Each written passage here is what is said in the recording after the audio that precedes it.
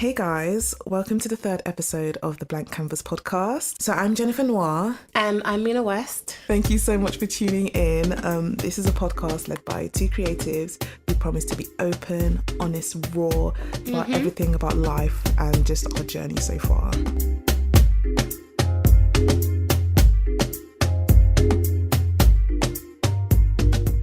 So we thought we'd start with a nice little icebreaker game of what's your favourite / worst. Mina, do you want to start? For me to start? Yeah. Okay, I'll go straight into this. What is your favourite date and your worst date that you have ever been on? Oh my gosh, I didn't expect that. Really? Mrs. Well, your last time you kissed someone. I thought you were asking my last me or something. Put me in the trenches last episode, thank you. Okay, if we're going there, my favourite date was probably... Let me think. Oh, it's probably my date with this guy that I met on Tinder. We went to this really nice Lebanese restaurant. It's called Levant. It's really... No, it wasn't Levant. It was Kenza. Kenza on Liverpool Street. It's really Sounds pretty fancy. inside. Yeah, it's Sounds nice. pricey. It is pricey. Okay. We went for dinner and we were just walking all night and it was just so nice. We were just talking. It was really nice. And then my worst date, oh my gosh, when I met with this guy, I met him at Fashion Week. So he's a model and we went on a date and he chose to go to an Italian place in Mayfair, and then when the bill came, he asked to split it. Then one's there. He ended up paying, but it was just the fact that even happened. It was just How did he end up paying if you asked to split it? I think my reaction probably put him off. Oh, well, if a guy asks me to split, I'll split it, but I'm not seeing you again. No, do you know what? It's never happened to me before. So I was just a bit like, what? And I was like, okay, you know what? Let me just pay. I don't know. I'm not really into fplitting with a guy. I feel like one person just pays. So I was like, okay, let me just pay. It's fine. Yeah. I think maybe he felt some kind of way and then ended up paying. I was like, okay. That was when some next conversation, like, so when are you bringing out your purse? I'm like, yeah, we splitting it. We see this bill's £100, split it. It was so, it was the worst. Was it a good date though throughout before the end of that? No, there was no spark, but it was an all right date. Like, I like getting to know people anyway, so it's nice just talking to him, getting to know what he's into and all that stuff. But I didn't actually feel like... I already knew I didn't like him towards the end, so I wasn't thinking about a future with him. But when he asked to split it, that really... I'm not gonna lie. I feel bad because I just don't like splitting with guys. It's just weird. I don't like it. Like, one person pays and let's just move on. Yeah. Like, get rid of the awkwardness. See, now I feel like my questions are boring. What's your favourite and worst job? Job, like career-wise. I mean, to be honest, my favourite job I've ever been in is a career I'm in right now. I'm a marketing manager for an interesting company. I get to indulge in entertainment. I won't lie, I've been there for a while, so I am trying to kick rocks, but that's the truth. My worst job might have been a job... my worst job was the job I was in before that. I was working for an electronic company that might not exist no more, thank God. But it was one of those things where I went to the interview and then they told me, okay, we've got brand new offices in London. You'll be based in London office. Called London office wasn't physically open when I joined. So I had to travel up to Rotherham. Do you know where Rotherham is? It's near Sheffield. They duped me into believing that I was actually going to be working in London, but I was in Rotherham for about 10 weeks. And because all the culture was based up there, you had to still travel up there all the time. And I had a life in London, people. I remember I was living up there for 10 weeks. I'm like, you duped me into this. Why am I here? And the general environment was very stressful. I had women who were grown 40 plus 50 years old crying because of the level of stress they were going through. And I'm just like, you guys need Jesus, because you guys are crying and your health is being affected. It's just a very horrible environment. I know, it's always not nice when you're working in a bad environment. It kind of affects everything. And then you try coming positive, but even you yourself are getting sucked into that culture of just cussing and being frustrated all the time. So I didn't like the person I just didn't like how I felt when I was there. But yeah. Well, you love your job now. Yeah. What's your next question? So my next question is very simple. What do you think is your favourite and worst quality about yourself? Why are you going so deep, Mina? Because I felt like it. Because I felt like it. I'm dancing on the sea. Fine. My favourite quality about myself would have to be my drive. I feel like I'm always driven. That's good. I don't know, I just have a thirst to achieve. And it's always been there and I'm very grateful for it. My worst quality about myself will definitely have to be my overthinking. Yeah. I feel like, I don't know, it's weird because when somebody overthinks, you look like you're normal outside, everything's fine. But inside, like, there's so much going on. And especially in social situations, I just find myself sometimes overthinking. And sometimes I have to stop myself and be like, just stop it. This is not normal. Just don't think like this. Let it go. Let it go. Honestly. But yeah, that's my worst quality about myself. What about you? Oh, me? I know this is your question, but I want to know what you have to say. Okay, this is your question. I'm joking. I think my favourite quality is maybe my bubbly personality. Yes. I do my best to make people feel comfortable in the room and things like that. Yes. I think my worst quality would be that I do sometimes get in the habit of being too self-indulgent and too me-oriented, and I try to check myself on that a lot more now. Yeah, I mean, I think I'm interesting, so why don't I want to talk about myself? Why not? I was even playing, I was joking when I said that. But I do want to check myself on that one because I need to be able to, yes, I make people feel comfortable in a room, but it's not just about me in the room as well. So ask some questions, lean on people more. Sure. So my last question is, what's your favourite and worst book that you've read so far? Favourite book of all time, don't care what anyone says, is Americana. Love that book. It really inspired me to write. Chimamanda is an amazing writer. To be honest, a lot of her books are my favourites under the list. So love her to bits. I had never seen a perspective on a Nigerian young girl and her journey and her stories told in that perspective where I related so much, and just seeing the whole being Nigeria coming to telling the story from being in America versus as well like the counterpart of her partner in UK. It was just so interesting, especially being second generation. So Americana, lit book. I feel like I need to read it again. Worst book, I'm not gonna lie, I mean, I feel like if I get bored of a book I just stop reading it. Yes, me too. And I don't remember it really well. I can't read horrors for anything. No, worst book. What's that dumb thing that everybody was on? 50 Shades. I read it because of the hype. Yeah. My friend was like, this is a really great book. I was like, let me read. And I read it and I was like, it's so badly written. It is though, yeah. It's so badly written. But the story is interesting. Is it? Really? I was like, I'm actually bored. Like, she gets whipped and chained. That's nice. Like, it wasn't even that erotic for me. And when they made a whole movie out of it, I was like, this is such a bad book. I don't think it was that bad. No, it was terrible. I read it because I was sucked into the hype and I was like, I need to finish it. I only read the first one. I couldn't read the trilogy. Oh yeah, definitely. Yeah, I remember. What's your favourite book? There was a huge hype. Out of question. My favourite book is actually the one I'm reading right now. It's called Women Who Run with Wolves, and it's by a lady called, I think it's Dr. Clarissa Pinkola. It's so good. I think every woman needs to read that book. It's a bit of a dense read though, but it explores everything about life, about your creativity, about needing your space, about socializing, about body image. And the way it's written, she does it through tales. It's really so good. I love that book. Okay, I'm still reading it though. It's been a while since I picked up a book. I know what you mean, because life gets so busy sometimes. But honestly, when you start reading, you're just like, I needed this. My worst book was this book called When Will There Be Good News? Oh my gosh, my sister gave me this book. She was like, oh, you're going to love it. And I read it. I was like, it's like the first 10 pages. It was just tragedy after tragedy. I don't like things that are too dark. I know, like, let me escape into a world of happiness. I know, exactly. You know? It was so sad. I was like, I cannot read this book. So that is the worst book I ever read.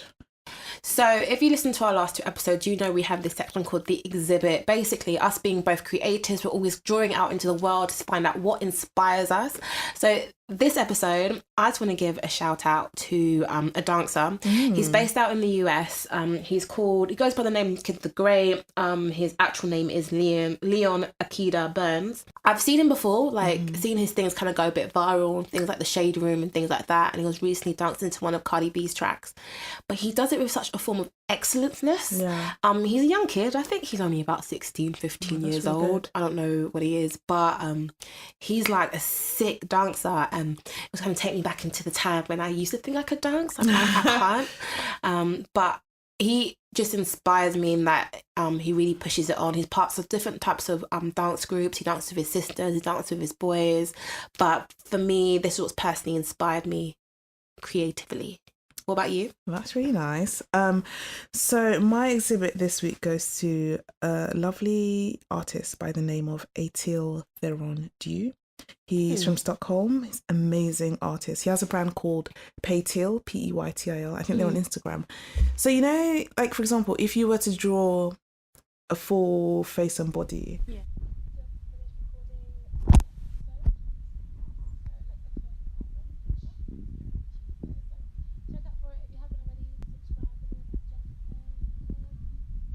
I love his work. So good. I love it so much. And he tends to do like paint women, and it's so strong. The energy is just amazing. I'm gonna check his stuff out. But yeah, 100%. that's my exhibit. He's just so good. I love him. Okay, so for this episode, we wanted to talk about love languages. Love. What is it all about? Love. Love languages. Yeah, go on.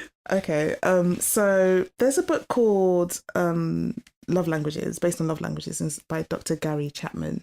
And it basically hypothesizes that there are 5 love languages. So the first one is words of affirmation, quality time, receiving gifts, acts of service, and physical touch. Do you know what your love language is? I do, but looking at me, what do you think my love language is? I think your love language, well, do you have 1 or 2 or more than 1? I don't know. What do you think? Wait, how many do you have? I'm glad. Letting you guess. I'll tell you what my love languages are, but what do you think mine is? Okay, if you had 2, I would say words of affirmation and quality time. Really? Yeah. Interesting. What are your love languages?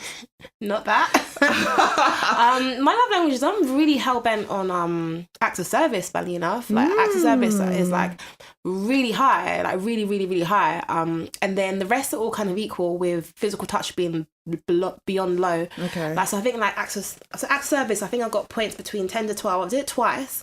And then quality time, words of affirmation, etc., was like all the same mark, and physical touch was like 2 or something like that, which I was a bit shocked at, because I'm quite a like lovey, huggy, touchy type feely person. It doesn't mean that you're not a touchy feely person. It's just when you rank these, which are the highest for you, which are the most important. That's all. So you still do like physical touch, but acts of service means more to you. Yeah, which I thought was quite interesting, because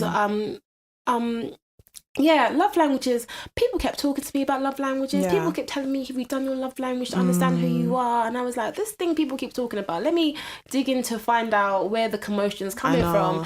And it was interesting to actually identify to myself like what's important versus what's not important, because I now reflect back at different relationships that I've been in and going like, why did that not work out, or why was I upset by certain things, or what did that person need that I wasn't even providing them because I wasn't realizing.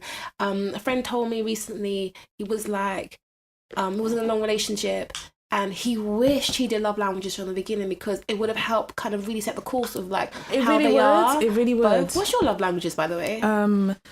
Guess. Me to guess? Yeah, go on. There's me being cheeky, like, you guess mine. But I want to say quality time with yours and acts of service. That's interesting. Yeah. Definitely. I didn't think I was an acts of service person, but I ranked dual equally for acts of service and receiving gifts. Really? Yeah. Oh, wait, I can imagine you receiving gifts. But do you know what? Your love language is not just what you want to receive. It's also kind of low-key how you express love as well. Yeah, no, I know. Which is interesting, because I like to give people things. So Yeah. I didn't think about that. Probably meant that's what my love language is. But I do agree with what you're saying. I wish, especially in my last relationship, I wish I knew about love languages, because then I'd know that we're completely not really compatible. So With each other. Yeah. But is it going to be a problem if your partner has a completely different love language from you? Can you just kind of turn yourself to be similar? I think obviously if your partner's your partner, you're not going to ditch them because you have different love languages. Yeah. But I think it's much easier to be with someone who has similar values to you than someone who doesn't. Because, okay, for example, take me and my ex. My love language was quality time, not quality time, sorry. What was my love language? Receiving, my love language was receiving gifts and acts of service. And his was more physical touch and words of affirmation. Okay. And physical touch especially, I think, is where we clashed, because there'll be so many times when he's been all touchy-feely and he thinks he's doing this something magical, and I'm not even registering what he's doing. I'm not, It's like, it's not a big deal to you're me. touching me, but like... Yeah, sometimes he's especially in like, what does public, that I'm like, mean? oh, leave me alone. So I feel like if I'm with someone who likes gifts, it'll be so much easier, because I don't have to put an effort into gifting people. Yeah. It comes out of me natural. I always gift. I always give to people. So I have no problem doing that. But yeah, it's very interesting. But anyway, for those who want a bit more detail, so words of affirmation are people who want like more appreciative words, like, Okay. I don't know, ranging from "you're beautiful" to "I love you" to like being with you. I Just think that's sweet, but I feel I'll just get like, it's just extra to say all those things. see, that's for you because it's not your love language. Yeah, but like literally, like I've ranked really high on acts of service, so everything else was just same mark as me, other than physical touch, which was basically 2. So I think I got like 5 or I can't remember, it was 5 or 6, where they all equaled out. Words of affirmation, I'm like, yeah, you can tell me sweet nothings, but what are you doing? But it was interesting. Sometimes it is reassuring though. If someone's kind of telling you, I actually really appreciate you. I love being with you. Yeah, no, I think that's really sweet, and it was interesting to know that that's some people's love languages. Because beforehand, I guess what I identified as love was what I thought everybody identified with love. Yeah. And that kind of was like a nice reality slap. Like, no, that's not. It's not just you. Trust me, everyone. As we're all discovering love language, we're realizing that we're all actually quite different. Yeah. Okay, and then there's quality time, which is just having undivided attention with each other and spending time together. I think I ranked a bit high on quality time as well. Did you? Yeah. Yeah, because I feel like it doesn't mean this person wants you to like drop everything and be with them all the time, but it just means making time to be together. So yeah, some people really value that. And then there's gifts, of course, which I ain't love. mad at that. And it's not just that, they're gift materialistic. Me, baby. It's not if that's like how you show your love. You can gift me with anything you want. It's not just materialistic, but it's like thoughtful gifts. Yeah. Like if you see, like for example with me, in my house actually, I needed a bathrobe. I didn't realise I needed a bathrobe. I'd always wear a coat when I'm cold. And then my ex bought me a bathrobe, and it was just the sweetest thing ever, because it's it's not that you're just buying me a gift, it's the fact that you've noticed that I needed something and you did that for me. It's the thoughtfulness behind it. So someone did that for me once. I can't remember. It might have been something very small, like a key of lanyard. I was like, oh, that's nice, and I just keep it moving. Aww. But it was nice. Yeah, it wasn't nice that you thought of me. You saw something, you thought of me. Yeah. It was sweet. Okay, and then there's obviously the acts of service, which is again easing the load on each other. I don't know why I ranked really high on that one. Do you know what I was thinking though? Someone said to me quite in terms of love languages, it might be dependent on where you are in that position of life. Okay. Like say a new mother has got a brand new baby. Her one might have always been things like words of affirmation and things like that. But because she's so tired all the time, and that simply coming home and the house really being clean, that could be such a big blessing to her because she's so tired and busy. And I was thinking, like, is that service really my main one, or is it just because of the period of life where I'm so hectic and busy, where you just kind of supporting me and like with my load can kind of support me? That is a very good point. So that's why I was like, I honestly would have thought physical touch was like a big thing for me, and I was so shocked that was the lowest one for me. Yeah, so physical touch is more hugs, cuddling, and just touching, not necessarily sex. Yeah, not like that. But I'm quite I find intimacy in physicality as well, where you can feel comfortable to give me a hug and make me feel secure in that place. So I was really shocked at my number. I feel like I even did it again, and I think I got less marks the second time. No, but I feel like the people who are physical touch, I'm so sensitive to it. I can tell straight away when someone's a physical touch person, because you just met me. And it doesn't even have to be a guy. It could just be a person you've met as a friend, and they're just stroking your shoulder, just keep touching you. Oh, that's weird. I don't know you. But that's the people who do that tend to be physical touch people. That's just how they show that they like you. But that's why you rank lowly for physical touch. Okay, fair enough. To be fair as well, because love language is not just about relationship in terms of like your partner, romantic, but it's also what kind of love do you show between you and your friends and things like that. Yeah. So it does make sense, Nyan. I think everybody should go online and do the test. I think if you just go to 5lovelanguages.com, there's a test there and they just rank you. And I think... But the thing is, I think I need to do... I would advise for people to read the book, because I haven't got around to reading the book, because there's love languages in terms of the type of love you receive and also the love that you like. And I think that could be differentiated sometime as well. Do you think? That's what someone told me. Like, because there might be love that you give out, but it's like the type of love you receive as well. I remember I was talking about an ex actually, where you know that ex is kind of still in your life, kind of that grey area and things like that, and I'm constantly allowing that person to be in that grey area. I remember one time I actually need them and they weren't there for me. I cut them off. Oddly, in my head I was thinking, all this time, why have I not been able to cut them off? But when I needed an act of service, because them not physically being there for me in that time of need, to me I was like, you're pointless in my life. But all the other times, all the other different types of love he wasn't showing me, that didn't register to me, but acts of service was always such a huge thing. But I'm like, am I that same mentality with my friends? And then where I say acts of service is a great way in terms of what I see as love being, I'm a bit nervous. If I'm with somebody who thinks acts of service is a big thing for them, I don't know if I can always be like that for them. I might prefer someone whose words of affirmations, because I can tell you sweet nothings in your ear all day. No, I think... Because I'm acts of service. Yeah. But just similar to what you just said, I very rarely ask people to be there for me. But when I do, I expect you to be there for me. There's so that's exactly what it is. It doesn't yeah. necessarily mean they're going to always be asking you to do things for them. Yeah. It's just when they do really need you, they're there. You need to be there. That's a nice way to put it. So that's all right. Yeah? Yeah, that's a nice way to put it. So even though there is like love language, even though we have love languages, which we can consider when we're going into a, for example, romantic relationship, there's also something called the attachment theory. What is that? You mentioned it to me. I don't get it. Okay. So the attachment theory was actually hypothesized by a psychologist called John Bowlby. And he basically says, well, if we're to water it down and make it as generic as possible, there are 3 types of attachment, 3 forms of attachment. So there's secure, anxious, and avoidant. Okay. And they all stem from how you were cared for by your primary caregiver. So it's usually your mother. Okay. So secure people, they're close to people. They find it okay to depend on people, and they're fine with people depending on them. And they don't really worry about being abandoned or people leaving them or getting too close. Okay. Anxious people, they worry about what others... Basically, they feel like they might be abandoned deep down. They find that other people don't get as close to them as they would like. They worry about their partners not loving them or staying. And they want to get close, but they scare people away. Yeah? So secure... So secure, anxious. Anxious people scare people away. They really want closeness, like they're scared of being abandoned, and it makes them anxious. So obviously it could push people away. Okay. Yeah? And are you trying to work out where you fit in? Maybe. And then there's avoidant. So avoidant people are uncomfortable with being too close to others.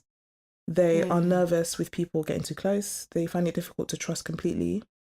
People want to be more intimate with them than they're comfortable with, and they find it difficult to allow themselves to depend on others. So which one are you?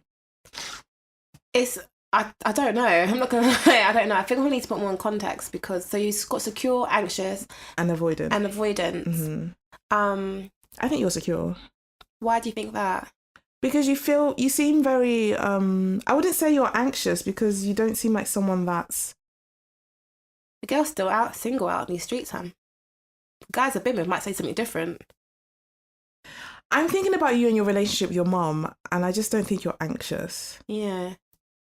I think you're secure. I think I would predict you to be a secure person. Is there like a test to kind of help identify? Yeah, you can do it online. You can definitely Google it and do it online. Because go on. No, I'm listening. It sounds really interesting. It sounds like something I'd want to go read into. I think it's very important. I've never heard of the theory before. You mentioned it to me. An anxious person is afraid of... About being abandoned, basically. So it all stems from your childhood. Yeah. So a secure person... They were loved by their parents. Yeah. They were secure in their relationship with their mother. Let's just use the mother, for example. They were secure with their relationship with their mother. Yeah. They always knew where their safe place was. They always knew where their mother was. Their mother was coming back. Yeah. So they are secure. Wouldn't that be majority of people, though? I know obviously everyone has their own majority family. Of people. I know people have their family issues and stuff like that. But if you're talking about a mother that at least kind of provides the basics, food, roof over your head, that is majority. No, for a baby. For a baby. What's security in that then? Because you're talking. So, for example, for me, I don't know what I was like as a baby. It's my memory doesn't go that far back. But I had a brother who was born. My mum was literally pregnant, probably when I was only 4 months old. Like literally only 4 months old, and things like that. So I might feel abandoned because, again, I don't know how I felt like as a baby, but a lot of attention was given to my brother from young. People always make jokes that my brother spoke before I did, practically walked before I did, and all this kind of stuff. There was things where people wanted to put me into speech therapy because I wasn't talking, at the speed I was talking. I won't lie, I don't know how I felt. A child therapist might want to go and dig into my brain and say X, Y, Z, but that could put me into the anxious category, because if I look back at some of my past relationships, there is that fear of, oh, I don't want you to leave me, so I hone into that person more and then make negative, bad decisions that end up that person leaving, or...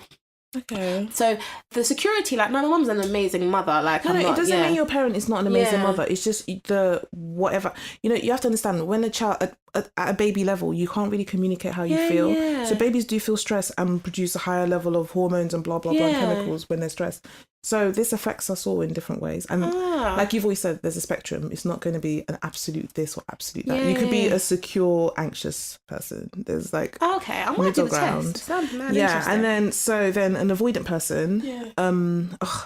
When I read up on this, it actually kind of made me very sad. There was a tear in my eye because they gave an example and it was quite sad. Basically, an avoidant person, which is what I identify myself as, is someone who has been let down in the past and they're frightened, so they use removal for protection.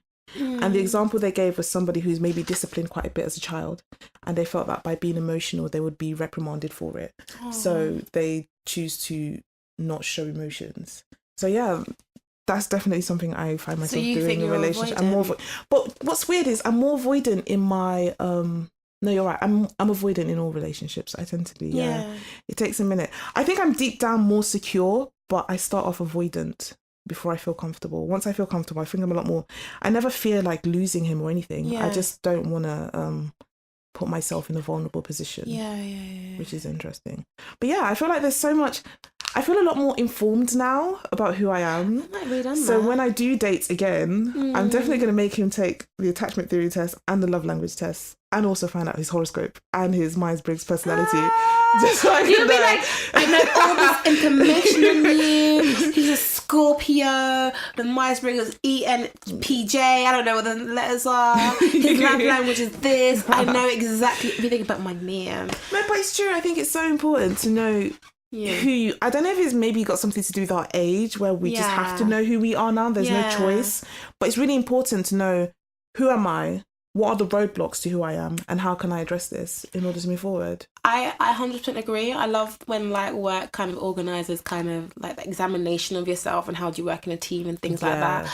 I like identifying areas in my life that I want to improve in, or some ways where I'm like, I'm going to accept it. This is who I am. There's a balance between that. I agree. And it helps, by knowing who I am more, it helps me be more reflective on how others are and be a bit more observant, whereas before it's like, it's my way or the highway.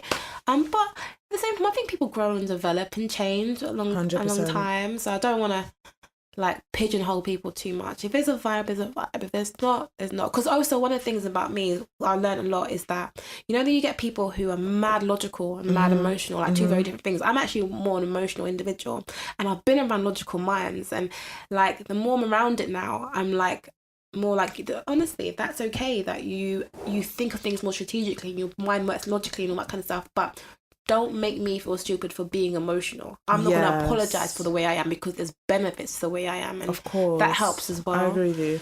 And then also, as someone who's more logical, when I'm around more emotional people, I find myself being a sponge, just learning from them, learning from the interaction, learning from how to feel about things a bit more. So I feel like you're right, everyone is so different. We can all learn from each other. We definitely don't... I think we're past pointing fingers and telling people they're wrong. You'll be surprised, like, there are mad people out there who aren't about learning. Like, I'll even put myself up there. Like, if anyone ever feels like I'm not about learning new things, force it on me. But there's some people where it's just like, you're just stuck in your ways and I don't want to be around you. Because it's so irritating. There are always people like that. So irritating. To segue the conversation slightly, so with all this love and kind of relationships that you're in, is there any time where you feel, from knowing all this stuff, that you might end up like settling into something that isn't for you, or for you because you like understand how that person operates? Oh, see, I thought about this. I just don't know. I don't know. Like, what do you mean by settling? Okay, I'll give myself an example. Sure. I don't know if it's about if it really ties into love language and all that kind of stuff. But you get to a certain age and you're like, maybe I should give people more chance. I have this idea of who my specific perfect man will be. And I won't lie, I think I've settled in the past, but I realised I weren't happy, so I ducked out. Yeah. I mean, I'm not happy. I just ducked out. But there's the ongoing pressure of like getting to a certain age. So the more you know about yourself, you're more like, maybe I can just handle this thing in that person. But what made you settle? Like, tell us more about this relationship. What happened? I think, to be fair, I think it was just a time in my life. I felt vulnerable and I felt weak, and that person was there. Okay. And was it like a full-blown relationship, like boyfriend, apparently girlfriend? so. I didn't even realise. Did it last for long as well? No, like 6 months. Okay. One thing I would say is from my past relationships is that I found that I would put up with things for longer than I should have. Mm-hmm. And I don't know, because, you know, you feel like you're doing something because you have your own logical reason. Yeah. But then there's a subconscious deep down that drives a lot of things that we do, and we really need to connect with that. And I wasn't really connected with that at that point. So I don't know if maybe, I mean, there was a part of me that felt like, you know, I don't want to be single. It's weird because when I'm in a relationship, I'm like, ugh, I can't be asked to be single again. And I think maybe that does make me stay a bit longer than I should. Yeah. And I feel like, because if I think about my last relationship, before we broke up, even though I knew I should have walked away, I did try to walk away, to be honest, multiple times, but he wouldn't allow it. But my fears... persistent ones. Yeah, I had to block him in the end. But my fear was, you know, every time I did want to break up with him, there was a bit of an insecurity at the back of my head, like, when will I be in a relationship again? Will I ever be in a relationship? Will I ever find love? Is this it for me? Like, it's the unknown, fear of what the future holds. So, yeah, I guess we are all kind of guilty of settling at some point. You're not? No, I hope, like, I won't be happy in the end. Like, if my eye can still go sideways, then there's no need for me to be with you. Yeah. Because I want to be so devoted to that one person. And so when I feel like that, I'm just like, who am I lying to? It's true, though. It gets to a point where you kind of feel convicted, like, I know I cannot stay here anymore. Yeah. And it's not even just settling, you know, because I feel like everything we always speak about romantic relationships, but there's so many other places where we settle. Sometimes we settle with friends. We stay in a group that we know that we've outgrown a long time ago. That is the truth. But it's the truth. And you kind of have to be honest with yourself. To make new friends, though. It's not that long, actually. You can do it if you want to. This year I was like, right, this year I'm going to make loads of new friends. Am I a new friend? I did. You're an old friend. I'm not. I'm a new friend, Busky. But yeah, like friendship circles we settle with. We also settle in jobs sometimes. Some people are in a job, you know, they can do it with their eyes closed. Like, it's not something that challenges them. They know they're settling. They know this. And it's because, again, it's insecurity. It's the fear of the unknown. You don't know what the future holds, and it's very scary. So I think it's understandable. Fear of the unknown is long. It's so frustrating. It really like anchors you in this position and keeps you in a place that you don't wish to be in. But then also the whole concept that the grass is always green on the other side isn't great either. I feel like we all have an intuition. I feel we have a voice deep down that tells us what's right and what's wrong. And it's our choice to gauge with that and listen to it. So if you know deep down something's urging you that you need to change things, then just change things. Nothing grows in a comfort zone. That's very true. So to start off with hot topics, I wanted to talk about some of the celebrity relationships. It's been a bit of an interesting week. Yeah, it's been interesting. So first of all, Cardi B and Offset. So for those who don't know, Cardi B announced via video, as usual, all her PR announcements. Does she have a PR team? She just comes to Instagram Live. Like, the Instagram Live press release is lit. It's more informative. It's AV. It's video content. I don't like it's it. rich. I don't like it. What? Press releases on Instagram video? Oh my goodness. I don't like it at all. I'm sorry. Don't you? I love her, but I feel like if she wants to be an elite artist, that's not the way of doing things. She's too available. I'm not mad at it. No, it's not. Yeah, go on.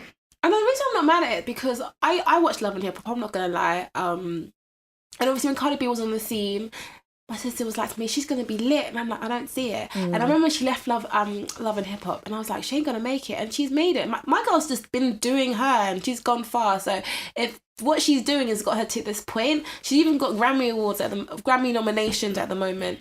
my girl's winning. I can't. I'm not at her level to even comment. If it's working for her, she was an Instagram person prior to even going on Love and Hip Hop. She stayed true to who she is. She's got this far. She's continuing being true to herself. I'm not mad at it. Well, how I feel about it is more so the fact that I know that when people are too available, it's not like a where I'm coming from is from a place of love, because I do love Cardi. Yeah, but I just feel like people. I love her. I think she's amazing. But I feel like people. They build you up just to tear you down. That's the industry that it is, that she is in. And I just worry that she's sharing so much with the world. Yeah, they're your fans 1 second, and then the next second people are like cheering you down when things go south. So I just feel like kind of protect yourself just a little bit. So it's from a place of love. It's not like it's just concern. Like, but anyway, you're right. If it's working for her, it's working for her. But I don't think she even needs to do any of that anymore. She's so huge right now. Like, but she probably likes connecting with her fans, which is fair enough. Yeah. And I remember someone telling me this, because I get told quite a lot that people know of you, like they know you do poetry, something like that, but you don't really share much. I'm like, it's just not my style to do that. But like I feel like the only person who can really get away with it is like the likes of Beyonce and stuff like that, where they're being true to they are, but they don't share everything they've got going on. But when you're on the social media platform and things like that, people like to feel where they can engage with you and get on a sense of your personality. And that is who Cardi B is. That's what goes through her music. There's certain things about Cardi B that I personally do not like. But like what? Like throwing shoes at people. Like, who? I don't advocate violence from anyone. Sorry, she did it in Love and Hip Hop. No, but I like that she's about the life she raps about. Some random girl, and I was like, this is actually horrible. That's not a nice person. Do you know what? All this rap music you listen to, she's about it. Yeah, she's about it. That's facts. I know that. I think her music's lit. I dance in the club and all that kind of stuff. But what she's doing works for her, and she's got an audience for it. So yeah, she's got a huge audience. No, honestly, kudos to her. But anyway, so she did announce on Instagram Live that, I don't know if it was Instagram Live or she but video on Instagram. She announced that she and Offset are calling it quits. Yeah, I think they've been married for over a year.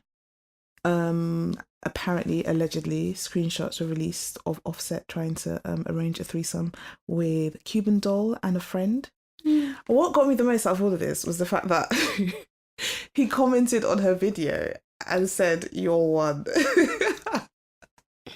That made me laugh. It was like, that's something a typical like Nigerian man would do. What do you mean you're one? You went out and cheated. You'll say everyone else. Yeah. Take the blame. Take the blame. Be accountable for what you did. Yeah. But yeah. So what do you think of it? I'm gonna be honest with you, Han. Mm-hmm. I don't care about their relationship that much. But okay. So Offset and Cardi B are two individuals, and the relationship didn't work out. It's been clear that he's cheated on her in the past, but she still stayed with him. Cardi B has to do what's right for her. One thing I did love about her announcement was that there was no like malice. There wasn't no like cussing or swearing or being. It was actually quite a different stance for her, because my girl will tell you how it is. I was very mature, which was nice. It's sad when relationships don't work out, especially when they both got a child together. I pray and hope that they both work things out, and I wish the best for them. But it's good that Cardi B identifies that she being with someone who cheats on you is not the best for her. Also, they're in a completely different league for me to even understand. Their schedules are probably hectic, busy, touring, getting the music together. They probably might not have had much time to like spend with each other. And it's just the place where they are at. I think it's sad when a marriage doesn't work out, because you want marriages to work out. Like, I believe in marriage. But they didn't work out, and yeah. I don't think it's really the end, but we'll see. Yeah, neither do I. I really don't think so. And also, I don't know, some people have alleged that this might be a PR stunt because he has an album coming out soon. I don't think it is though either. You never know with these people. But then again, I'm always like thinking the best of it. I know, you just never know. It is like. But I don't know. Like, I don't feel like it's final. Yeah. But watch this space. And then also Michelle Williams and her husband, not her husband, her fiance Chad. Did you watch their show? I did not. Did you? No, I just saw clips on social media. I did see one clip though. Was it the race issue one? Oh, okay. Tell us about the race one, because I didn't watch that clip. Did you watch it? I watched a little bit, but it's saying I think it just wasn't identifying with the issues that black people go through. I don't want to like misquote you or anything like that. And like she was trying to correct him. He was like, what? And like that obviously got a spin. I didn't watch it to really comment. I'm not going to lie. Michelle, I wish her the best, but I still sometimes identify as Latoya as the real Destiny Child person. So I don't really follow her life that much. But I mean, I did see another clip where they were talking about marriage, and he just made it sound like he was getting married because she wanted to. It didn't sound like it was something he wanted to do. So, whatever. I mean, this is the first time that they've called it quits. Apparently, it's happened a few times before. I think what is, I guess, kind of hard is that they were doing a show and it's out there in the public and things like that. And they put them in the limelight, like some relationships just need to This stay is what I mean themselves. about putting this is like back to Cardi B. It's sharing too much. It just the pressure that comes from people. The pressure. I don't think it's worth it. There's ways to make money without having to like give yourself to the world. There was another celebrity couple that broke up recently, but I don't think people care about them that much. Very own Love Island, Danny and Jack. Oh, I heard. Danny and Jack broke up recently. Well, allegedly. No, it's all over. It must be official. Allegedly, they broke up. But again, I always get confused because I understand these Love Island people. Like, they come out and they straight away want to buy a house together, and I'm like, because they're in love. Chill. Okay. Do you know why they broke up? Nobody's saying why, but yeah. They've got the Christmas special for Love Island coming up soon. Oh. Yeah, I'm going to watch it. But they were together when it was filmed, so yeah. What's happening in the Christmas special? Is it like previous people? Reunion come back, so oddly, I'm like, not many people like Love Island. Oh my gosh, I'm so excited. Them, so. How do I not know about this? That sounds amazing. Because I'm a saddo that still follows Love Island news. I'm so watching that. I love Love Island. Yeah. Okay, well, in more positive news, Priyanka Chopra and Nick Jonas, their beautiful wedding. Oh yeah. For those who don't know, stunning. yeah. Oh, I love her. So Priyanka Chopra is this. She won Miss World, and from there, her career has just skyrocketed. She's like been in so many movies. She's just a huge star. She's so beautiful. And then she married Nick Jonas. They actually have like a very interesting age difference. She's 36 and he's 26. Oh, really? So that 10 is, years? yeah, it's nice for it to be the woman that's older because it's usually like the guy. Yeah. But yeah, their wedding was just, it's so nice. The visuals were amazing. They got married in India. They had 2 ceremonies. So kind of like how Africans do it. Yeah. They had the traditional one. We know how to party. We know how to do weddings correct. Bella Naisha and that. They had the traditional one, which was like really beautiful. And then they had the Western one. The Western one, though, she wore a Ralph Lauren dress. That was it. The veil was 75 feet long. It had, like, I saw 5 the people visual of it with the holding drone, and her camera. dress had 3 million, I think they said 3 million mother of pearl sequins. It must be so heavy, but she looked...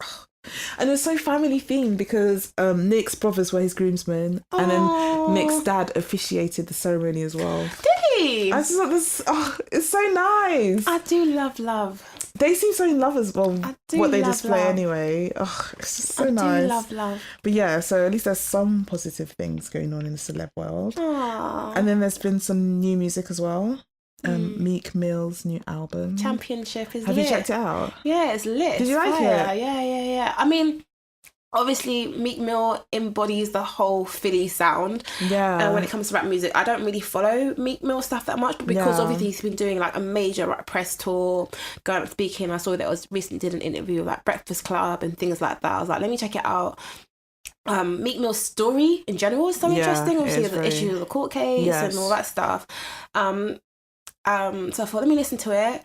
I don't really follow Meek Mill's music that much, but the features he had on it was fire. Loads. What do you think of it? I thought it was nice.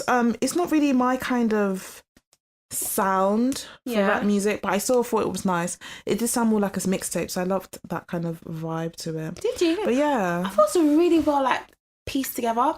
I'm trying to decide what my favorite piece is still. Like the one with LMA. Okay. The way they sampled Me, Myself and I, which for the Beyonce track, like I love that song. I remember I used to like be a little kid and cry to that song and be like, be myself. You cried to Me, Myself and I. How old were you? Do you understand I felt what like the song is about? I felt very alone in life, like I was by myself. But then also in my head, I thought that one thing that was interesting was the features that he did have on. So you had Cardi B, which obviously had mad beef with Nicki Minaj and all that kind of stuff. And he used to date Nicki. He had Drake on it too. He had Fabulous, who Actually, I won't talk on Fabulous too much. I'm not really for men who beat women, but I don't know about the Allegedly. situation. He had he had Jay-Z on it. He is talking about real life-ish in terms of all about the prison reform and things like that. So for me, that was really moving. Spoken through like a rap album. It's very amazing. I thought it's a really, really well put together album. Yeah. Yeah, no, he did well. Well done. I To know. come out of everything he's been through. But he's still going for it. He's on probation at the moment. I think he's like on bail at the moment. So Oh, really? Yeah. Until when? Until the court decided to deal with him. Like, man's out here just making music and making moves. And I guess people kind of framing it as his comeback. Yeah, no, it definitely is. Which is interesting. People You don't think it is? Yeah, I mean, for me, for someone who doesn't previously listen to Meek Mill, I know him, he's a rapper. My palette is more like Kendrick Lamar, Chance the Rapper era, not so much the strong Philly sound. I was watching Creed recently as well, again, like the first part, and obviously they got that bit with Meek Mill album and Michael B. Jordan running, so I was like, I'm in a Meek Mill mode, this track is everywhere, and then we listened to his full album, and it was hit after hit after hit, so maybe I'm a new Meek Mill fan. You sound like a fan. I like rap music though as well. Like I do like good music. And I like real-ish being spoken about. Yeah, that's one thing I would say. I feel like he was telling a story and explaining like his thoughts on things. Yeah. Which was nice. And seeing that he's making moves on that as well. And I was listening to his interview with Breakfast Club. I like that he was really real as well, because he talks about Colin Kaepernick and stuff like that. Yeah. But he was like, I'm not gonna lie to you, man. If the government get on me too hard, I'm dropping it. Like, I got kids to look after. So though he's doing lots of activism work within his rapping, his basis and his focus is family, his mum's, his life. So no, it's got some hits on that one. I'm enjoying it.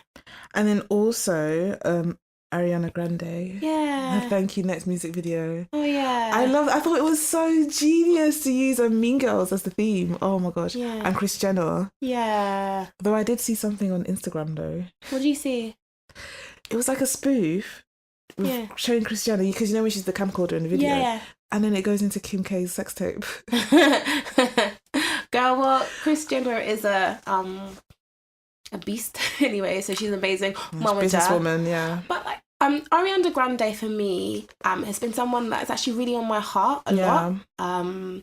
Obviously from the terrorist kind of attacks with one of her at Manchester.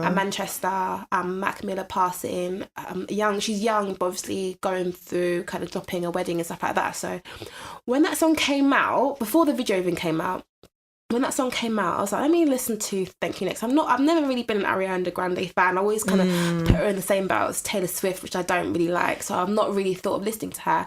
And I won't lie, first time I listened to Thank You Next, I cried. Because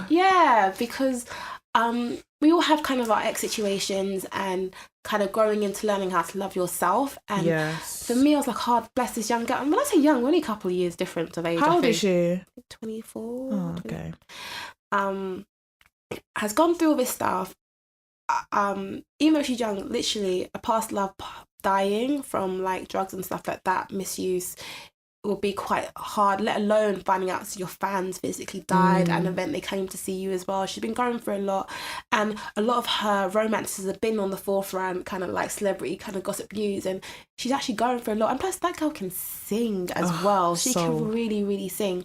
So I remember watching her perform. I listened to a song and I was like, oh, I really feel like I relate to her, because learn how to love yourself. And then I saw her perform at Ellen's show, and she talks about, what's it called, walking down on her wedding day, she'd be thanking her dad because her mum grew from the trauma. And I was like, oh, I kind of want to cry at that bit, because like it's interesting, the background that you have in your life can really affect as you are as a person and how you perceive love.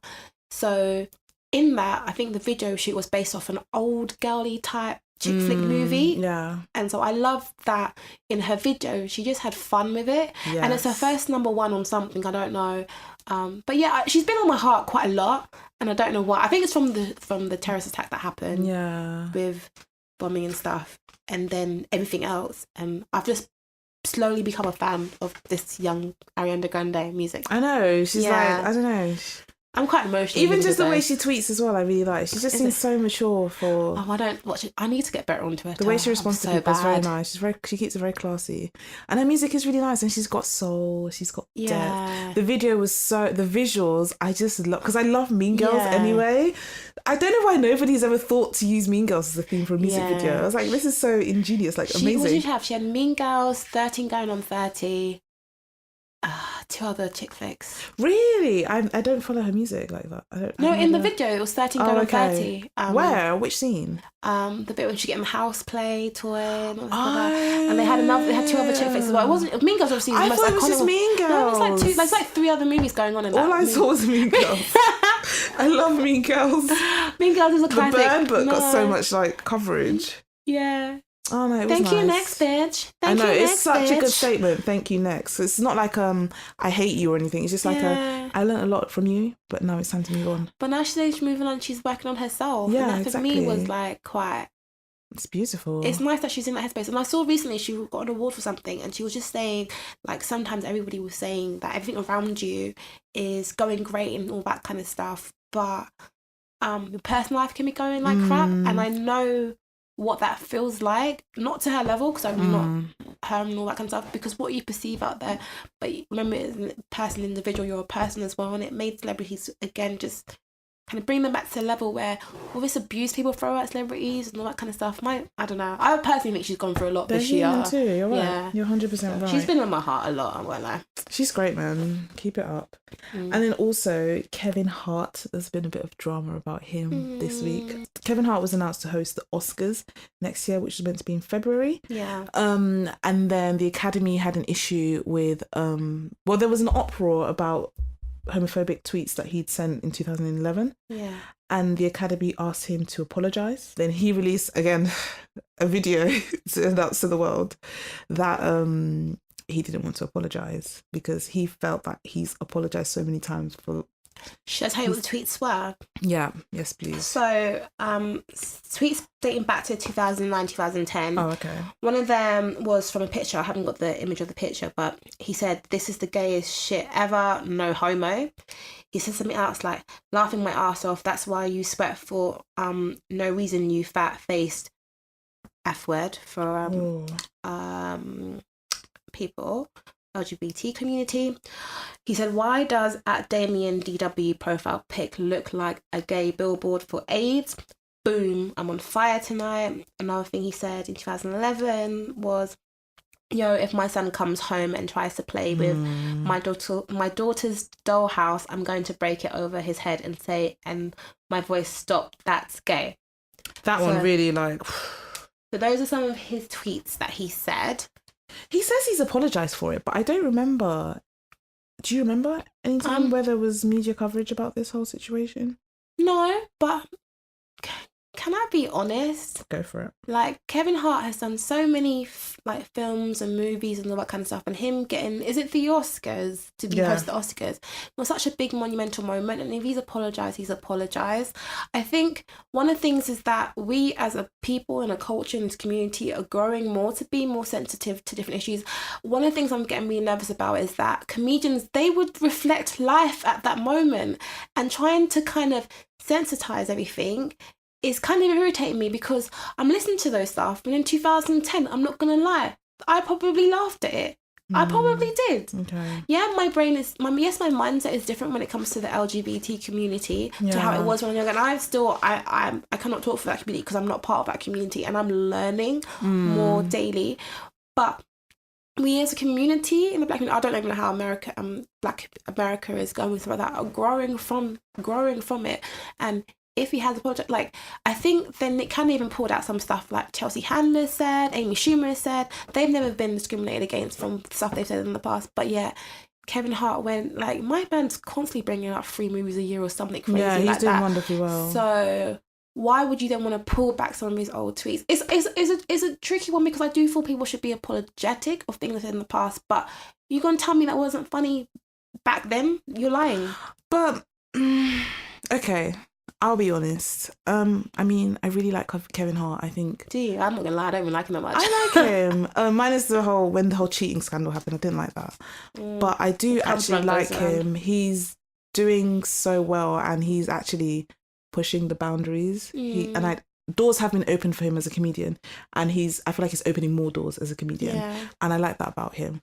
I do agree that we shouldn't really cancel people or hold people up for things they've said in the past. Well, I mean, past as well, like 2010, so that's like 8 years ago. Yes, so I mean, because I'm not part of the LGBTQ community, obviously it wouldn't trigger me the way it would. But if it was a racial tweet or something against women, because I have to put myself in their position to understand how they feel.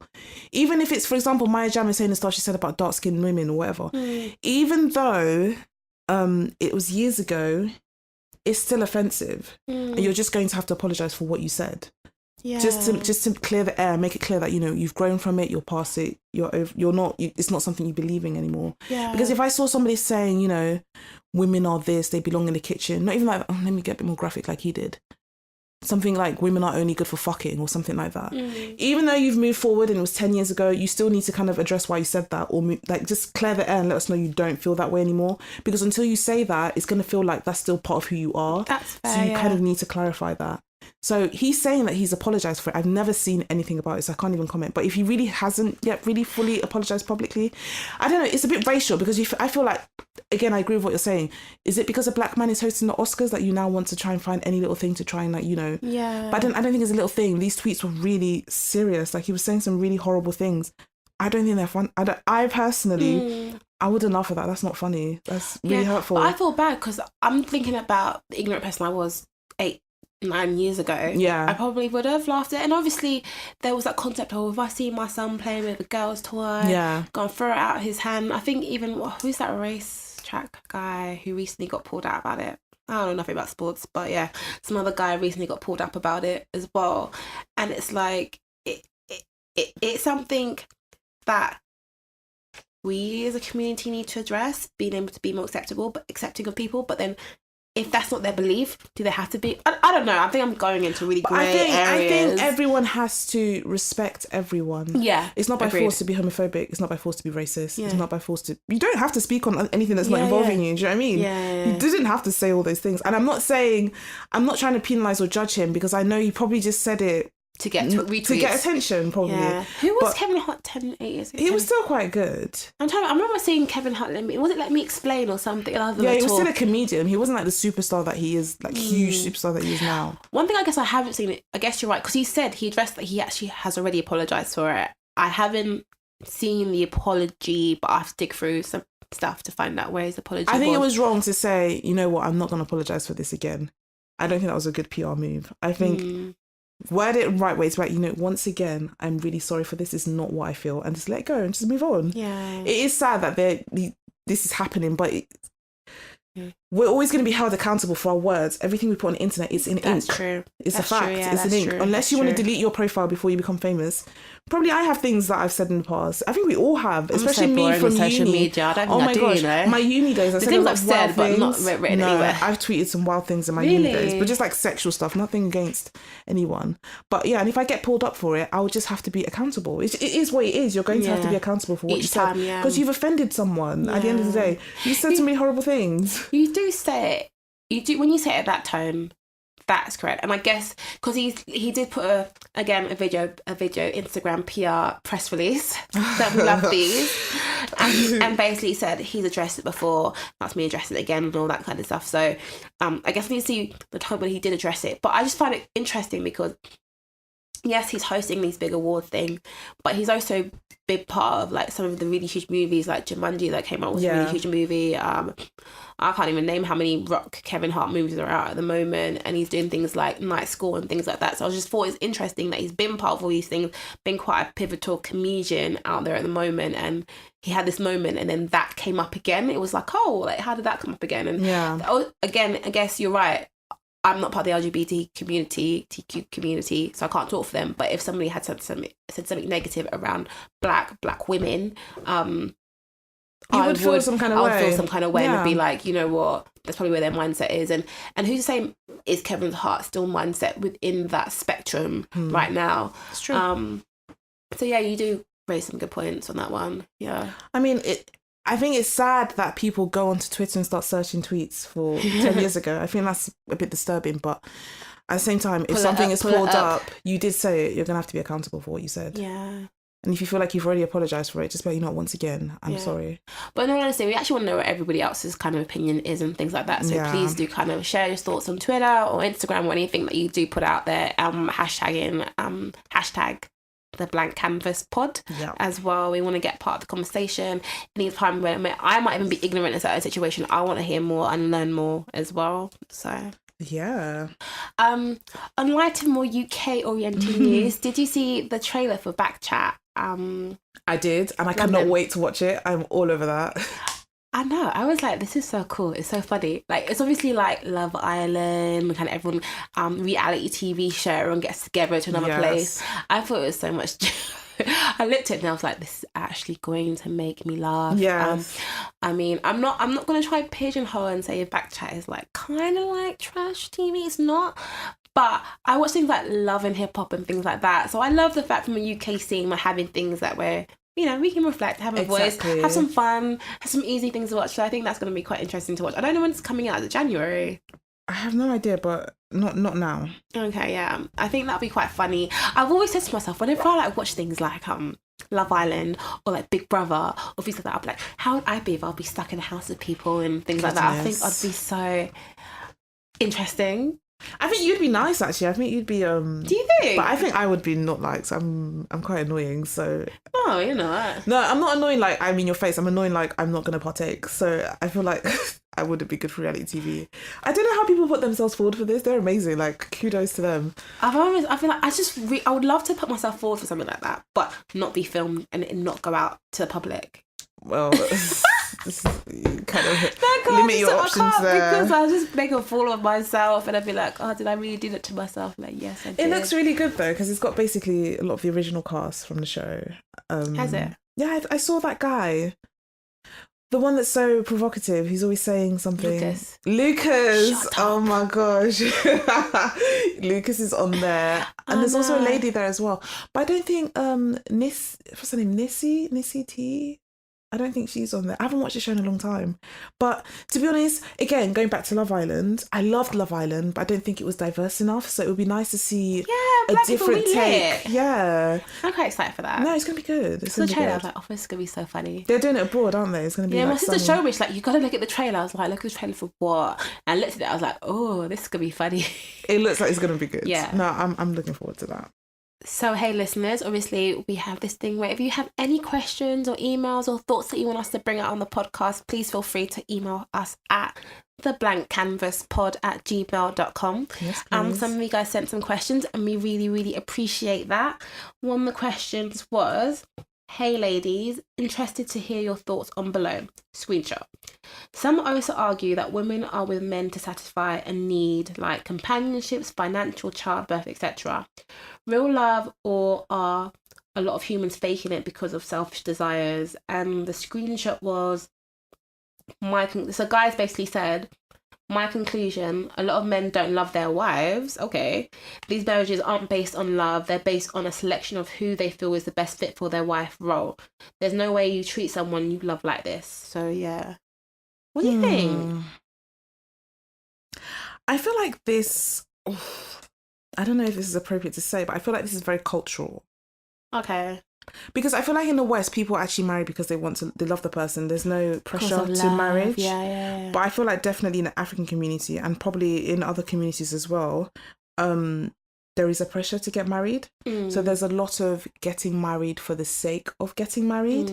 So instead of marrying someone who you feel you love, who you're compatible with, who you feel you can ride the waves with, I feel like a lot of people will just marry someone because it's time to get married. What do you think? No, I think I hit the nail on the head, because I guess I'm probably too westernized in this country. But like, I ain't married someone because of need, etc. I could have been married by now. I think that's why we're single, because we're not really trying to... like, I could have been married by now, but... Not that married people have all settled, by the way. I'm just saying. Yeah. But yeah, you're right. Like, in the West, I feel people... And to the point where people marry for love, and it's stupid type love, where it's that kind of urgent feeling and actually have you actually dig deep. Like, I find it so interesting at my workplace. I think it's more an on board type thing, but where like you be living with your partner and I'm like, I don't understand. Like, I only want to live with my husband personally. Like, everybody like lives with their boyfriend and girlfriend. Yeah, and I'm like, yeah. I don't get it. But that just shows you, Yeah. like, they just get married when it really is time to get married in that relationship. Whereas I feel like a lot of us, we feel, I'd definitely say for me, it was at the age of 26-ish was when I really felt the pressure to be married. Yeah. And honestly, if my boyfriend at that time popped the question, I would have probably said yes. Yeah. And just because I felt like that was the time I'm supposed to get married, not necessarily looking at this person and thinking, you know, are they the right person? But going back to the question, bearing all of that in mind, I think that is why a lot of these married men, especially the ones that are from different cultures, are moving mad. Like, like moving really mad. Like, you'll go to a club, you'll meet a guy, he's really nice. He's took his ring off. This guy took his ring off. And you're like, That's this is just disgusting. Like, you're married and you are you're married. Sometimes having wife and kids at home, you're like, this is so disgusting. It repulses me so badly. It just gets me so angry. Like, I don't understand. Why did you get married then if you knew you were not trying to be? And then again, part of me doesn't feel like people are capable of fully being, what's that word when you don't see other people? Exclusive. Yeah. I don't, to do that for the rest of your life, I'm not really, I don't know, I feel a bit funny about that. But at least try. I mean, don't get married if you don't think you can do me exclusively, babes. Because you stuck with me for life. Yeah. Me only. I hear you. It sounds kind of big-headed because I saw this question. I don't really relate to it that much because I'm like, when someone marries me, they're going to obviously love me. I'm going to be like everything to them. Yeah, so, that's you. But what's your experience of, like, have you seen married men and how they behave, especially? Yeah. I've seen certain married men and certain guys who are even in relationships have been with someone for a mad long time, yet they still want to slip into your DMs and you're like, kick rocks. And they're quite persistent as well. It's a bit crazy. Kick rocks, because, bruv, if you want to cheat on your girl, that will not be my portion to be the side chick. Yeah. You'll find another girl, but not me.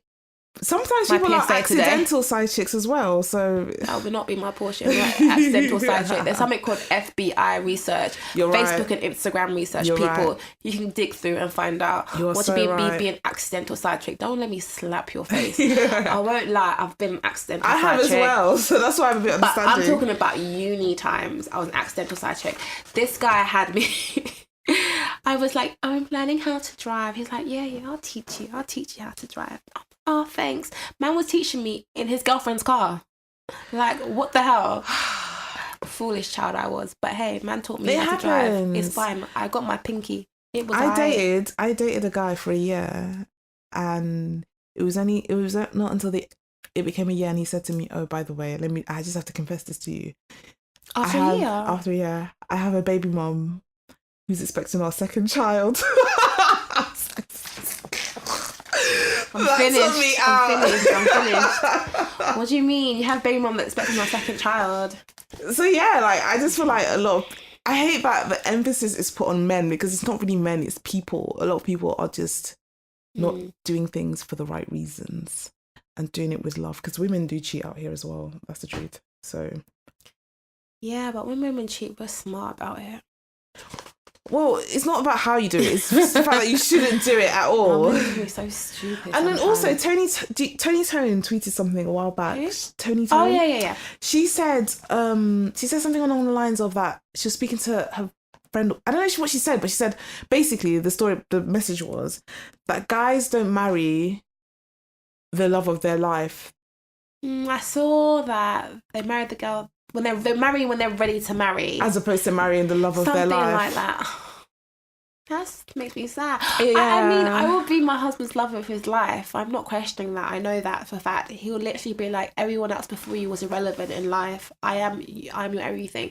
But then one thing I think about, when I even look more into like, when you hear arranged marriages that are actually quite successful, Yeah. it is a sacrifice for two people to get together and choose to be together and work through that and build together. And that essentially is what relationships supposed to be, right? Coming from a single perspective. Yeah, I suppose so. Arranged is a bit. But there are successful arranged marriages out there. Obviously more about old But generation, but what's they the step differently. percentage? I don't know. I haven't done that research, honey. But yeah. I mean, they do exist. So it's when two people come together and actually decide we're going to work on building together and things like that. I suppose so. And then it's just considering, again, what we were talking about earlier, just the right traits, making sure you are compatible. Yeah. To do this together. Yeah. But yeah, I just feel like, back to the question, yes, a lot of men are marrying kind of for the wrong reasons, and they're just being a bit maybe too logical about it. Yeah. And because they're not really thinking about love, I feel like, I don't know, I personally feel like it's much easier to cheat on somebody you don't really love that much than how it is to cheat or be decided someone you do really truly love. And I think of like wife, husband, I think life partner. If you aren't marrying for the right reasons, that's a long time to do with that crap. You know what I mean? But then a lot of people don't even see marriage as forever.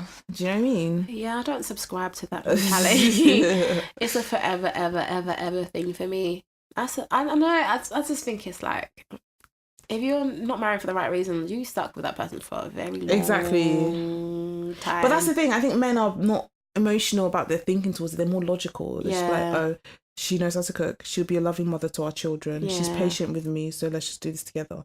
But maybe I'm not as emotionally in love with her as I have been with other people in the past. Really? And then again, who's to say that that's the wrong way of thinking? Maybe that is more... That sounds so sad. I'm an emotional individual. Because you can't just be in love with someone and that's it. I don't think that's enough. No, I don't think love is enough. Definitely I think it's love enough. But I think love is a huge foundation. Yeah, I agree. And love can grow into love and all that kind of stuff. But the whole... Like, that goes back to our question initially about settling. Like...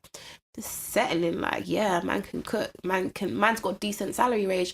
Because my thing is that when I say marriage is a forever ever ever thing, if my husband, God forbid, like gets trampled on by a car or something like that and is now disabled, I still have to love my husband through all the heartache, because love is through the good and the bad. So if you're there, oh, he's good because he can have a certain job and he can provide. What about when he gets let go of his job and he ain't got a job for a whole year? Are you still with him throughout that? That's why I'm like, how can you settle? Because like things aren't always going to be rosy. You might be able to satisfy your external, might be able to satisfy me slightly right now, but if I don't love the core of who you are, when times gets a bit interesting, where am I? And that's exactly what happened. Nah, that's why I'm like, I'm gonna love you for love. So yeah, through the hard and the good times, I'm gonna be there. It sounds nice in principle. I'm not married yet. My husband might replay this episode and be like, this is what you said, remember? But evidence. Yeah, that's why I just don't understand people. I don't subscribe to that mentality. Yeah. I'm gonna love you for the acts of service. No, yeah, I mean, ideally it would be nice to be with someone forever, but I'm not gonna lie, because of my experience, because I do come from, you know, parents who did divorce, I have a slightly different outlook on it. I come from parents who divorced too. Yeah, I don't want divorce, but at the same time, I don't really it's not the end of the world. I understand that it's not the end of the world if it doesn't work out. Yeah. I feel like you could fall in love and connect with multiple people in your lifetime. So yeah, but yeah, marry for the right reasons, guys. Love always wins. Love always wins. Do you have any other questions? Yes, I do have a question. So it goes, hey girls, I've been listening to the podcast and first of all, it's amazing. Oh, thank you. So much fun and so interesting to listen to. So here's my dilemma. I'm at uni and I've been working with this boy for 2 years. We have history and have had some feelings for him. We produce good grades, but the journey is always horrible. I'm always doing the work and the heavy lifting while he gets credit for it at the end. He doesn't respond to my messages and I feel very neglected. It doesn't help that I have feelings for him either, as I can feel more emotional than a semi-professional partnership should. So I mustered up some courage and told him I don't want to work with him anymore, and he was horrible to me. I felt he was manipulative and trying to make me say sorry and feel sympathy for him. Okay. What do you have to say, Mina? So he must have the courage to say he doesn't want to work with him anymore, and then the guy made him feel guilty. Well, obviously, if you're doing all the work, now you're about to be my cash cow. You want to leave me? What do you mean? What do you mean you're going to leave? So true, actually. What do you mean you're doing my work for me? Like, why would you leave? You're so right, man. Yeah, I just feel like this is why I don't mix business with pleasure. When I say business, whether it be uni or anything like that, like you need to just put your emotions aside, because if I feel like the emotions is what made him do more of the work. Yeah. If he didn't fancy this guy, Yeah. he wouldn't have done more of the work. Yeah. So I just feel like it's just something to learn for the future. Because let me get this right. So wait, you like this guy, Yeah. and it didn't work out between them, right? Yeah. But yeah, you still decided to like pick your person to do work with, Yeah. and then you do the majority of the work, and then you try to leave him, Yeah. and then he cusses you out for leaving him. Yes.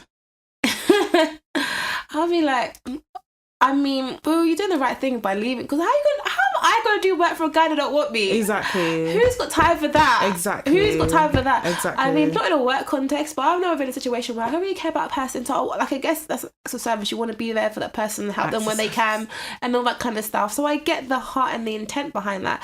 But when you're getting taken for a mug, yeah, And it does happen. when you get taken for a mug, it's a thing of like, I guess. So what's that person's question though? I'm not quite sure what the question is, but I think he wants us to just share light on his experience. The experience. He sent screenshots of the conversation, and the guy's just being really horrible. Oh really? Yeah. What's he calling him? He's not calling him names, but they're just like arguing. Oh wow, man actually sent screenshots. If you want to send us screenshots, people, you have to give context to the conversation. But yeah, I feel like in anything, I feel like you should split business and pleasure. Because I don't think you don't always have to though. I think you do. Beyonce and Jay-Z, mate, you made some music together. And they've been through a lot. And their music is amazing. And they've been through a lot. Everything Is Love is one of the sickest albums ever. But they've been through a lot. No, the reason why I said that don't is because sometimes people do have it's different strokes for different folks. That one is a bit different because they're not together. I think there's obviously a party that might feel But he fancies him, so really he shouldn't really work with him. Yeah, 100%. Yeah. But like, I'm not saying never work with your husband or your friends or nothing like that. Oh yeah, of course. Yeah. No, I would preferably not, but I Yeah. understand. Yeah, fair enough. Yeah, because different strokes for different folks. Yeah. On the circumstances. In that occasion, why did you pick that person? Because in my head, I'm like, it's in uni, right? Yeah. You get choice of who you work Yeah, with, you right? do, yeah. Why would you work with your guy that you had dealings he with? fancies him, so he wants to work with him. Just put yourself through some next torture. Yeah. You know what it is, yeah? The reason why I get why you wouldn't want to mix business with pleasure, because as much as I'm an emotional person, Yeah. don't mess with my money. And at uni, it was like, don't mess with my grade. So in that period in time, I wouldn't have picked that person because I'm like, I'm an emotional person, but when I'm about getting my certain grades or when I'm about getting my money, don't mess with me. I ain't got Yeah. time. Like, I'll be emotional, cry on your doorstep, be like, Booski, why are you not there for me? But if you're gonna play with my coins, I ain't got time for you. How I see it is, me personally, everyone's different. But the reason why I have the viewpoint I have is because I find that when I am emotional, I'm not logical. I can't be both at the same time. Yeah. So if I'm working in business with you and I'm in love with you, I just feel like I won't make informed decisions that I would make if I was not in love with you. Oh, yeah. I wouldn't put the business first. I'll start putting our relationship first. And this is something I know that I've done in the past. Oh, fair enough, So that's why I always, me personally, I wouldn't put myself in that position. Because I feel like you're putting yourself in a position of weakness because you can easily be taken for a mug and taken advantage of. Yeah. Just as he was, because he Yeah. fancies this guy. He chose to work with him because he fancies him. Because now you're not thinking about your work and who's the best partner for you. You're thinking about just who you want to spend time with. Yeah. So it's like, You know what's interesting in that one? Because though you mentioned that you're more logical. Yeah. Because of how emotional I am. Yeah. If that person is a bit tricky, and because I'm so like I need to get my grades, I wouldn't even work with that person. Exactly. I'd be like, in the classroom, I don't know you, and that's odd because because I'm aware that I'm more emotional. yeah. I really don't like messing with my money or my grades. Like at all, so I wouldn't even touch that person. Literally, I'll never forget this one time. I learnt this quite young, which I'm very grateful for. So first year of uni, we were doing group work and I was working with a very close friend of mine at the time. So we had lab and there was a set of things we had to do. So I was like, okay, you do numbers 1 to 5 and I'll do 6 to 10. The time is up. I've done 6 to 10. She was like on number 1 or 2. I was like, do you know what? From then on, I learned like, your friends are your friends and then your work/business is your business. Like you have to make more informed. I can't just now be partners with someone just because they're my friend. It has to be because I feel like together we will win. Yeah. So I feel agreed.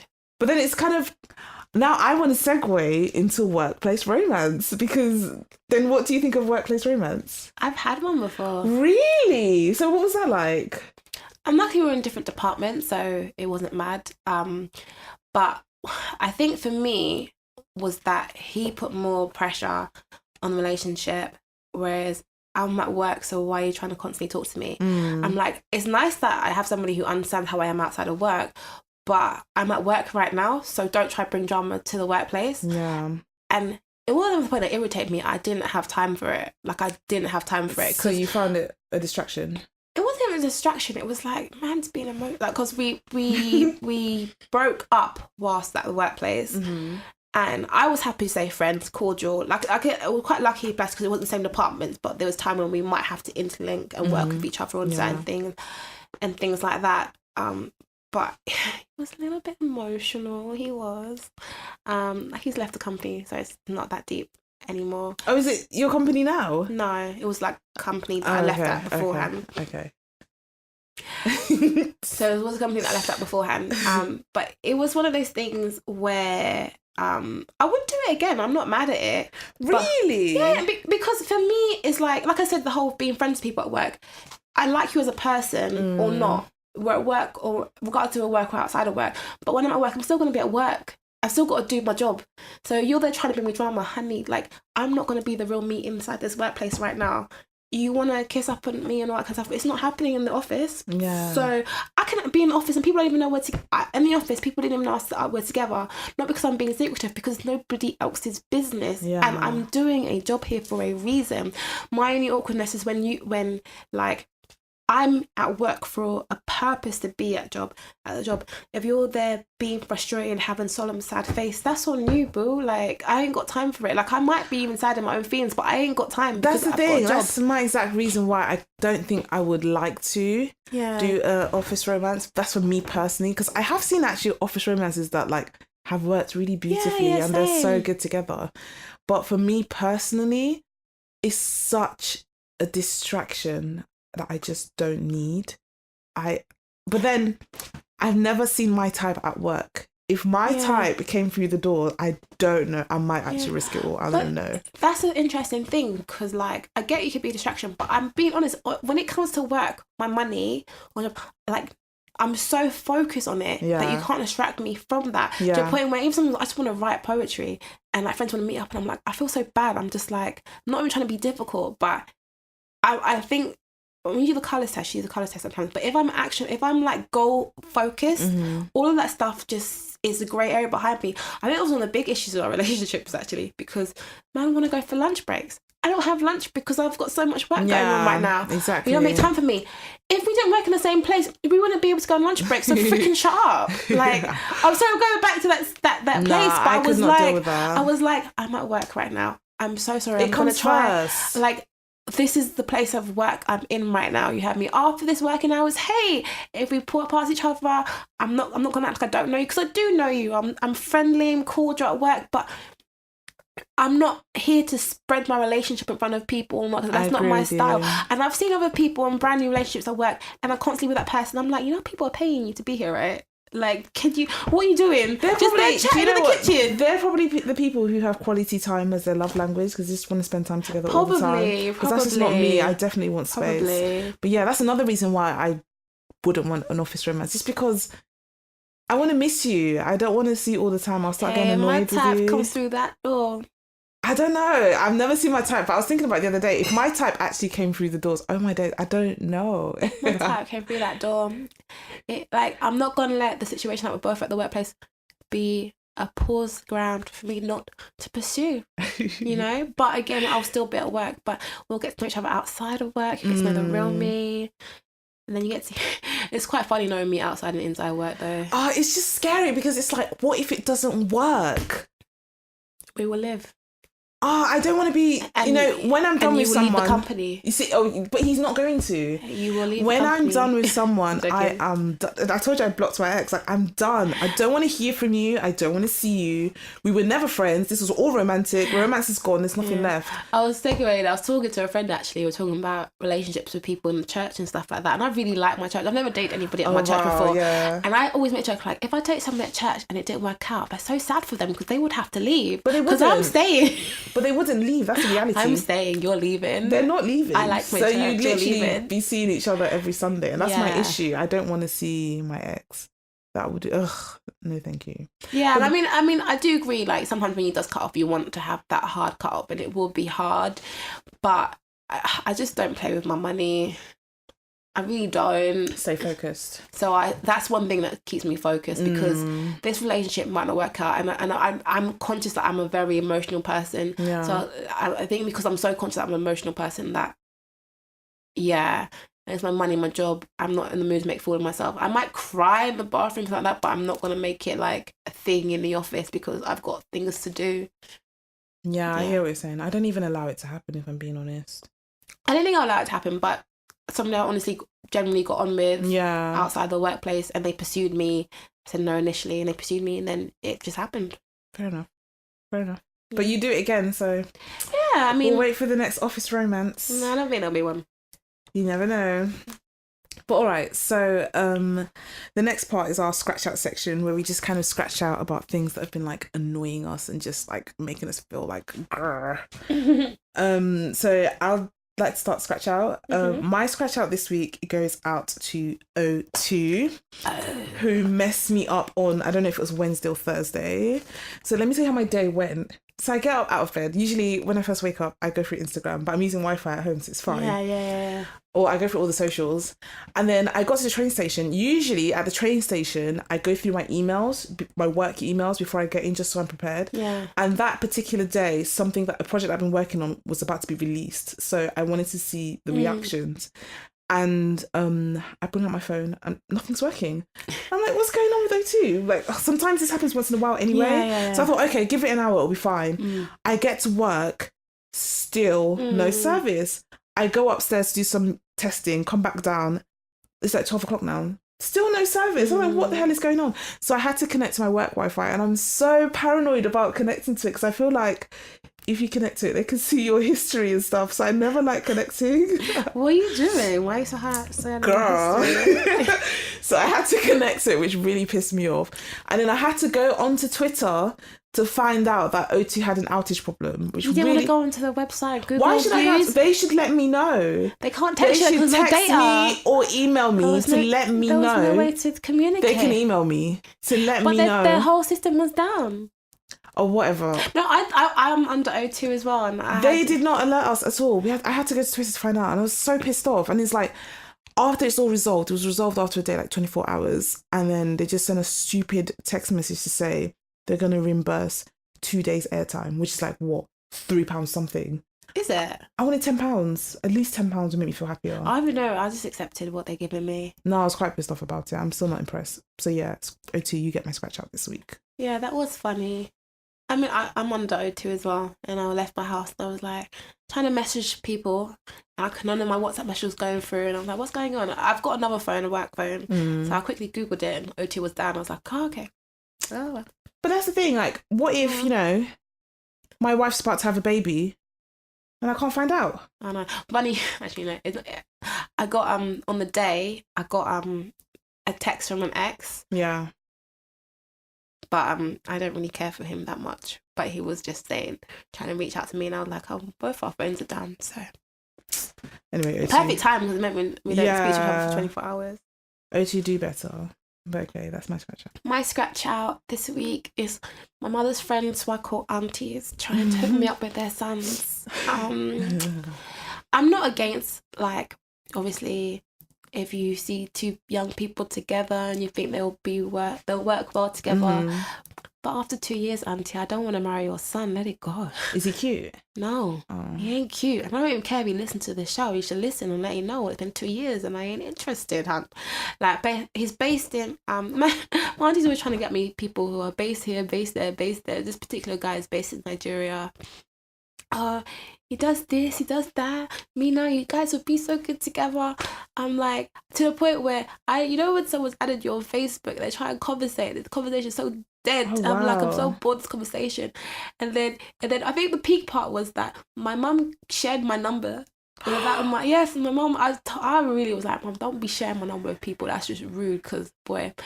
And the man trying to conversation ain't flowing. He goes then tells his mother, like, oh, Mina doesn't want to talk to me. Mina ain't making effort. I'm like, so then woman's like, anyway, I saw the auntie recently and she was just there. She held me. She's like, why don't you want to marry us? So it's like, us. I'm just there sitting like, oh, gosh. Oh, no, he's nice, man. Yeah, he can message me. I'm just trying to say everything sideways. Saying like, I don't like your son. Simples. How old is he? I don't know, 30 something. I don't care. Wow. So I'm just scratching that. So stop putting me in that awkward position to having to explain. And then what hurts is that the past 2 years they haven't seen me with nobody. So I'm like, I was still single, but you know what? We're still waiting for you. I'm like, who knows? It might end up with him in it. But yeah, just scratch that out. I think you're just gonna have to tell her you don't like her son. I've told my mum. I feel like I can't be insulting to aunties. Like, who's doing that? No, you don't have to be insulting. Just say, you just know what I'm looking for. Okay, you can do that for me. No, it's your... No, what do you mean? What? Try and tell my auntie, look at me dead in the face, try to feel I'll tell my auntie, she's trying to force it on me. I'm like, 2 years, I'm like, can you not tell I'm not interested? And he's like, but I've said it as well.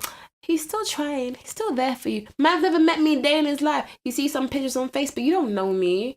And I don't mind it. It's nice to get to know people, but you're so boring. Oh, that's fair enough. I'm only saying this now because I hope he hears this. I hate all this hookup stuff. I don't mind it. Like, you never know what positive things will come out from it. My mum did something that really pissed me off, actually. I think I was quite young as well. I was like 18 maybe. Yeah. I come home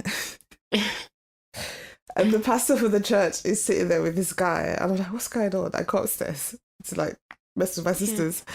And then my mum calls me down. She goes, oh, how the pastor wants to say something to me. Mm-hmm. I was like, okay. The pastor goes, how, oh, God told him that me and this guy are supposed to get married.